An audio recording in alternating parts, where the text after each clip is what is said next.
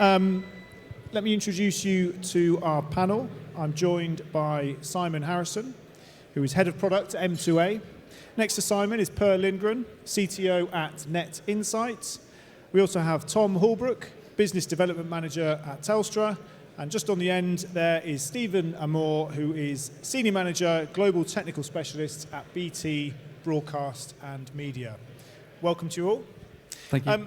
So over the next 20 minutes or so, we'll explore the needs of production and broadcast teams in relation to contribution and distribution.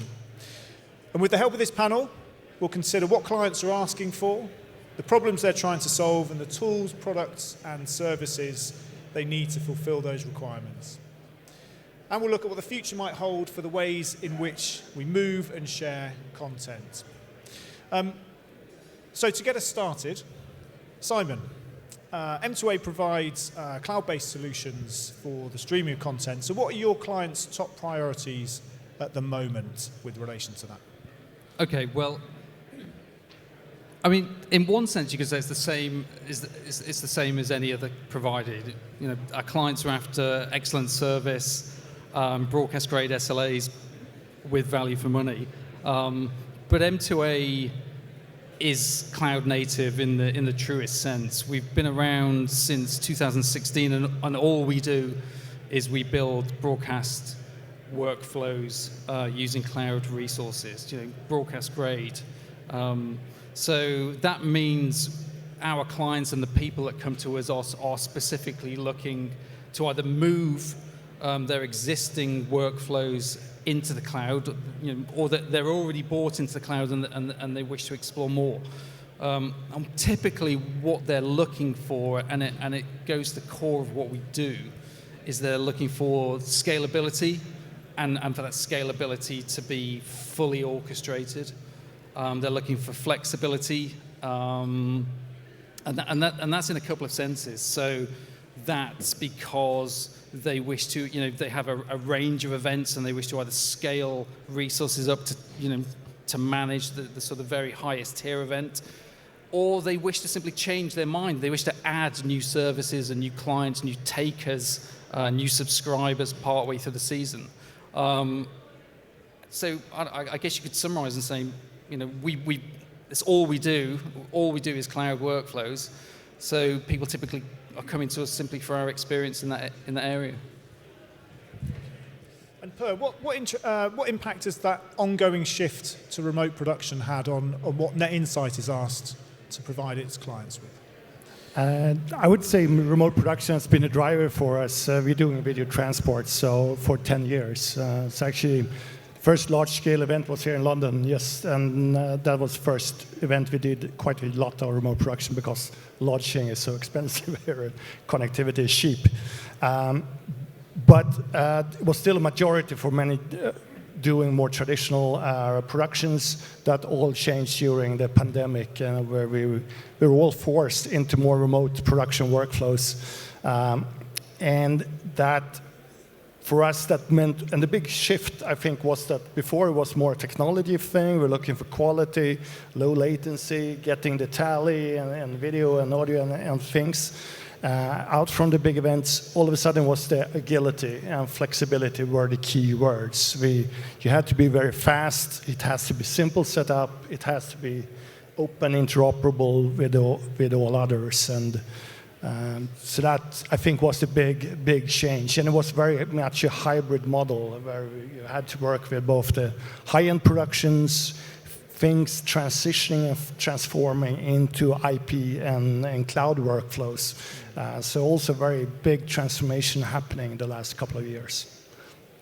And Tom, picking up on that point about flexibility, how are you guys responding to that need for ad hoc services?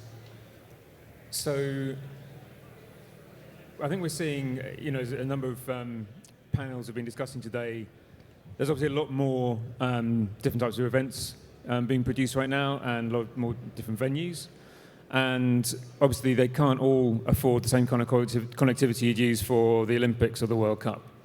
And so we're seeing the need for different technologies to deliver pictures from venues. So whether that's 5G and cellular, whether that's the internet, I think the constant though is that it still needs to be managed. You still need people to respond to incidents, and it needs to be delivered at a reasonable cost.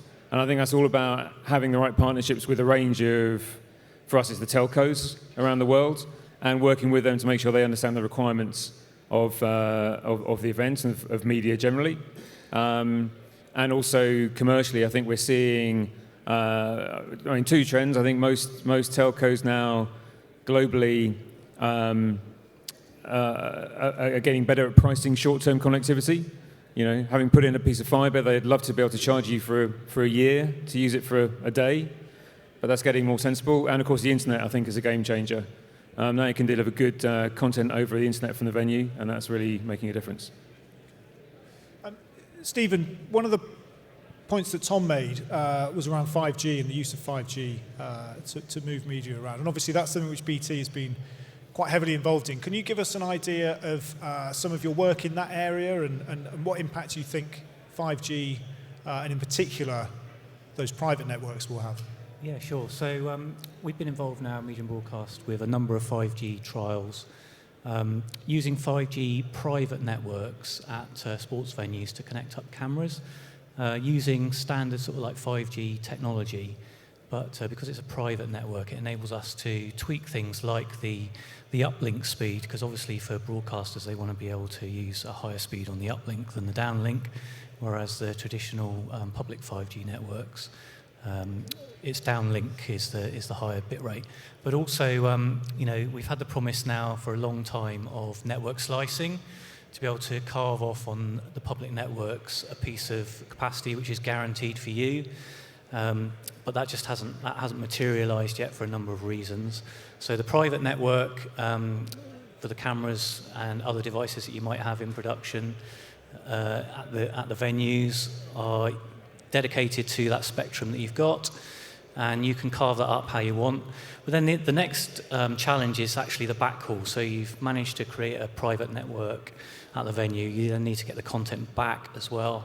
And we've been trialling lots of different ways, cellular bonding combined with low Earth orbit satellites, or traditional fibre backhauls, the internet using SRT and things like that.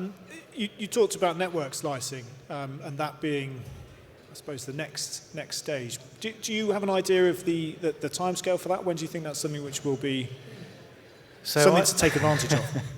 I don't have any insight into the commercial side of BT's mobile arm, but obviously, there's at sports venues, for example, there's a lot of consumers who are relying on the mobile connectivity for their own use, perhaps to tweet about things, if Twitter will still be around, but or upload to social media, should I say. And also, will the commercials work out? I mean, how much will it cost someone to slice off a bit of, highly valuable capacity on the mobile network? It's a very, very valuable commodity, and it could be brand impacting as well, I guess, if all the consumers are used to high-speed 5G connectivity, and then they find that they haven't got it anymore. Just shift it onto that point around distribution. And Simon, I wanted to ask you around that subject of scalability, which was touched on earlier. So when distributing content, particularly obviously for OTT services, how are you able to ensure that viewers receive a really robust experience, which is in keeping with that traditional broadcast experience that they might be used to? Well, as I say, it really goes to the core of the scalability of cloud. So we're able to offer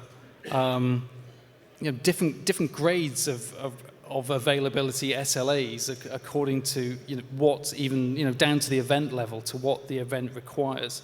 So if it is high tier, large race, large round ball tournament, we can simply scale up in terms of basically the origin scaling for the CDNs we orchestrate all of that. That's automatically orchestrated. We can add separate workflows. So, what used to be in the old days, your B chain, the nightmare of the B chain was it always had to be there. It always had to, be on and tested, and you had to pay for the bloody thing. But now, we're able to bring up that second leg when needs require, and then best of all, what people like is you take it down again, and it's not paid for.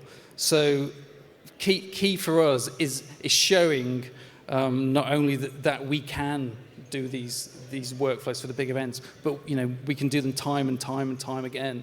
And I think we've shown that for some of our really large clients, some of the big events we've done for them. Cloud isn't about sort of, no offense to anyone here, but it isn't about low league football anymore. It isn't about those kind of niche events. It can be about that, but we've shown really that we can add resilience as needs require. You mentioned the round ball tournaments, and obviously we've got the World Cup coming up very soon. Per, I wondered if you could give us an idea of where latency fits in a list of priorities for content owners. Because obviously it's always a factor which comes up, particularly around major tournaments. Look at social media and you see that being a kind of high-ranking complaint that some people might have. So how much of a priority is it, and how can that be addressed? I think there are two parts of it. One is on the contribution side, and of course, when moving into remote production, latency is a key aspect. And here we have trends with JPEG XS now coming out, replacing more JPEG 2000, just because getting latency down and making remote production or centralized VAR, more better experience. But then on the distribution side, we had a discussion on this before. I mean, I personally think it holds one of the keys to fan experience, for better fan experience. But the cost and scalability has not been there from a technology point of view. And in the end, I think broadcaster has gone for cost and quality rather than the latency. But I think, we sold off one of our low latency OTT technology to Prime, to Amazon Prime, and they are now investing quite heavily into the low latency streaming. So I think it's going to come there, and of course, anyone has seen sports on OTT knows we have this 60 seconds of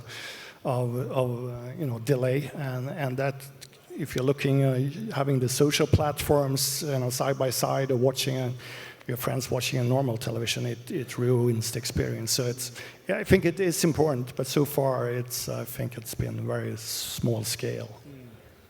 And Tom? Yeah, I think you mentioned the World Cup, and obviously that's exactly the kind of event where it is important. And from a network perspective, we still are seeing fiber being used for that kind of deployment.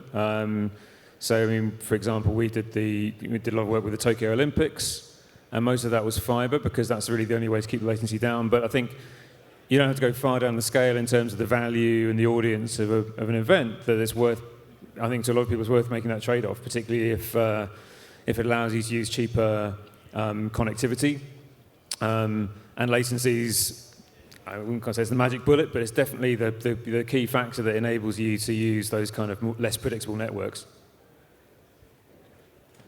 Yeah, just quickly on latency. So we have some customers which the content is used primarily for gambling, and latency is super critical. If you can shave a few milliseconds off, they'll pay extra for that sort of thing. So we do see that quite often. But as Tom said, as the sports tiers go down, then there's trade-offs between costs and latency. And Stephen, I wanted to ask about the priority for your clients when it comes to sustainability as well, and how much of an issue that is when you're being asked to provide services for those clients. How high a priority is that for them when they're talking to you? So quite a lot of our customers are Albert certified, and so it's quite important for them to understand their suppliers and what their impact is. So we do provide that information when we're asked for it, and also there's a number of long-term contracts that we've got where it has been stipulated, and throughout the RFP process we've been marked and compared with other competitors for our how sustainable our solution is. And on the Simon, on the delivery side of things, how much of it is a concern for your clients as well? Obviously, Sustainability. Yeah, carbon emissions generally, and the ability to kind of provide that data, I guess, and provide a view of what impact that has. I think we're probably seeing the same things. We're all expected to, to give pretty detailed answers now in responses to RFPs, and that, even in some sort of, even when we're talking to opportunities, we're lucky in some senses. We've got a good story to tell. We don't have any hardware. We're all in the cloud. We're in AWS, who are committed to being, carbon neutral by 2030. We have, very small footprint in terms of office. We have a kind of a greened workforce that, we nag about the size of their cars. We've got a lot to say, basically, when people ask us about sustainability. So we're in a good place. Just conscious of the time, so we've only got a few minutes left, and I wanted to once again acknowledge the title of this event, it being FutureSPORT. And so just for each of you to give us an idea of what you think the main technologies are that will shape contribution and distribution over the next few years. So, Stephen, can we start with you? Okay, so I'll just talk about contribution. I think one of the biggest things is going to be a collection of backhauls and combining them together. So the public 5G network with bonded 4G and LEO satellites, and perhaps even an internet connection, and just blending all those together to enable you to get as much bandwidth as you can from the venue back to the production. Great. Tom? Yeah, I think I'd agree with that. I think we're already seeing a lot of our customers experimenting with virtual reality and the metaverse, and I think that's going to really take off in the next few years. So from our point of view, I think it's going to be delivering probably more feeds, more video, more data, just getting bigger. And Per?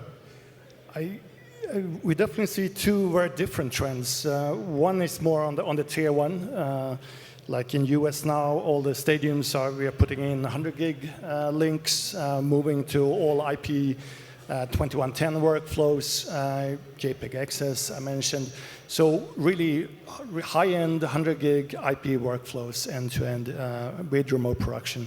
The other is moving to cloud. We're seeing the tier 3 moving up to tier 2 cloud productions are there for also the medium tier events today. We also see them in the big tier events because a lot of the social media and the clips and short-term content is produced in more software-based and cloud production. So we see that hybrid model. On the distribution side, I think there was a really good presentations with TikTok, the gamifications, better fan experience. I hope it's gonna happen a lot there. And Simon? I think I'm going to be pretty predictable, right? Yeah. I'm going to say the cloud. But I'll also say I think it's a convergence of what Per just said. I think we are seeing those big links going into the stadiums. We're seeing IP further and further, up the chain. But it's basically we're also seeing those either lossless or really small loss streams going into the cloud pretty quickly now. There's almost a story every couple of weeks now about the latest thing you can do in production now in the cloud. So I'm going to say it's a convergence of those two things Per's just said. Fantastic. Okay, well, I'm afraid we're out of time for this session, so please join me in thanking the panel. Thanks for your time. you.